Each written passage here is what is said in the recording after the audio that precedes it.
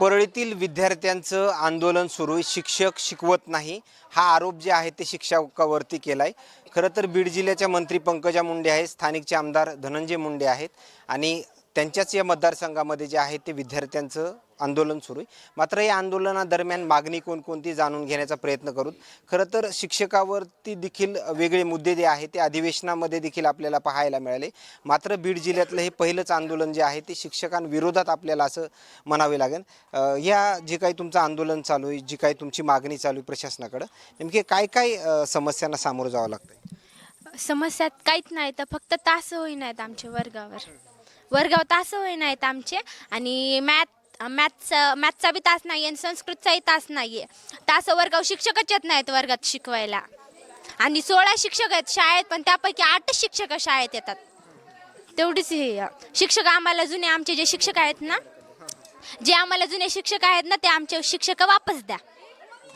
खरं तर तुम्हाला जुने शिक्षक आहेत किंवा ह्याच्या जे आत्ता जे दिलेत किंवा तुमचा जे आरोप आहे किंवा ते शिक्षक आहेत ते शिकवत नाहीत आणि दुसरे जर एखाद्या वेळेस जर दिले शिक्षण विभागानं तर दुसरे दिले तरी पण ते चांगलं शिकल्यास काय हेच होते ना, चांगलं शिकवायला पाहिजे.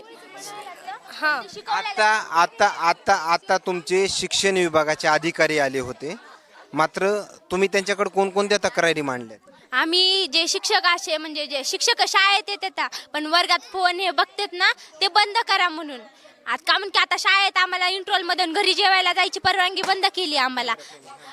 मग बंद केली आहे ना, तर मग माझी फक्त एकच इच्छा आहे की जे शिक्षक मोबाईल बघतात ना शाळेत, त्यांचा मोबाईल हे करून स्विच ऑफ किंवा बंद करायला लावा त्यांना. बाकी मला थोडंसं अलीकडे इथे बाकी जे नवीन शिक्षक आलेत, शिक्षकांकडून तुम्हाला धमकवलं जातंय अशा तक्रारी तुम्ही मध्ये केलेत. नवीन शिक्षक आलेत ते नेमकं काय काय बोलतात तुमच्याकडे? आम्हाला आणखी नवीन शिक्षकच नाही आले. महिनाभर झालं शाळा चालू होऊन.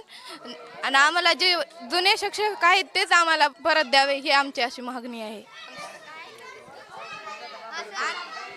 येत असलेली प्रतिक्रिया. बाकी आणखीन आतापर्यंत जे काय 1.5 महिन्याचा कालावधी गेलाय त्याच्यामध्ये काहीच शिक्षकांना शिकवलं नाही. शिकवलं पण थोडंसं शिकवलं. काही शिक्षक यायचे वर्गावर शिकवायचे, पुन्हा नंतर दुसऱ्या शिक्षकांना बोलवतं म्हणायचं आमचा तास पुढचा आहे. आता नेमकी पुढली तुमच्या सगळ्या विद्यार्थ्यांची भूमिका काय असणार? पुढचे आता जर नाही ऐकलं ना शिक्षक जर आम्हाला उद्याच्याला शिकवायला नाही आले तर उद्याच्या दिवस दम काढणार आहेत. आणि सोमवारी आम्ही पोलीस स्टेशनला हे देणार आहेत, म्हणजे पत्र लिहून देणार आहेत पोलीस स्टेशनला एक आणि तहसीलला एक देणार आहेत पत्र लिहून. आणि त्यांना पत्र दिलं ना, मग आम्ही शिक्षण अधिकाऱ्याचं कार्यालय नाही का इथं सरकारी दवाखान्यापाशी, आम्ही त्याच्यासमोर आंदोलनाला बसणार आहेत. जे काही समजा 1.5 महिन्याच्या कालावधी तुम्ही म्हणतात की शिक्षकांनी काहीच शिकवलं नाही, मात्र त्यांच्यावरती आता हे प्रशासनानं कारवाई करायला पाहिजे अशी मागणी आहे का? हो, अशीच मागणी आहे आमची. आणि जे आम्हाला शिकविलंय का ते आम्हाला तेवढं समजत नाही आणि ते सर समजून सांगत पण नाही येतं.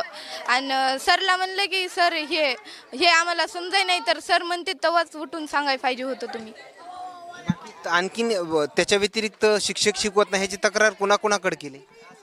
आम्ही मुख्याध्यापक सरकडे पण केली आणि 2-3 दिवस झाला आम्ही आंदोलनाला बसला होता, तरी पण आमचं हे करी नाही तो. ओके, धन्यवाद. खरं तरी येत असलेले प्रतिक्रिया मात्र काय सांगून जातात. शिक्षक शिकवत नाहीत असा थेट आरोप जे आहे ते विद्यार्थ्याकडून परळीमधून केला जातोय.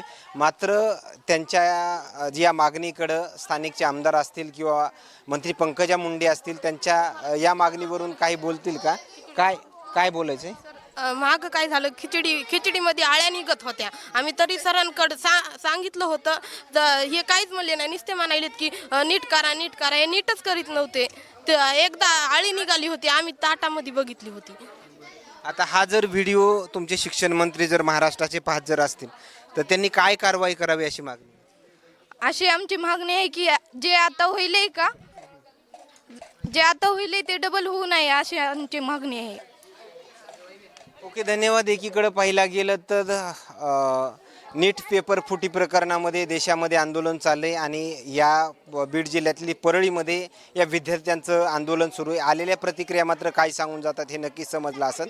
मात्र या ज्या काही तक्रारी आहेत त्या तक्रारीवर शिक्षण मंत्री काय आपल्या प्रतिक्रिया देतील का हेही पाहणं तेवढंच महत्त्वाचं ठरणार आहे. आणि ज्या शिक्षकांनी आत्तापर्यंत 1.5 महिना झालं कुठलंही शिकवलं नाही यांच्यावरती निलंबनाची कारवाई होईल का हेही पाहणं तेवढंच महत्त्वाचं ठरणार आहे. कॅमेरामॅन सोबत सूरज मीडिया बीड परळी.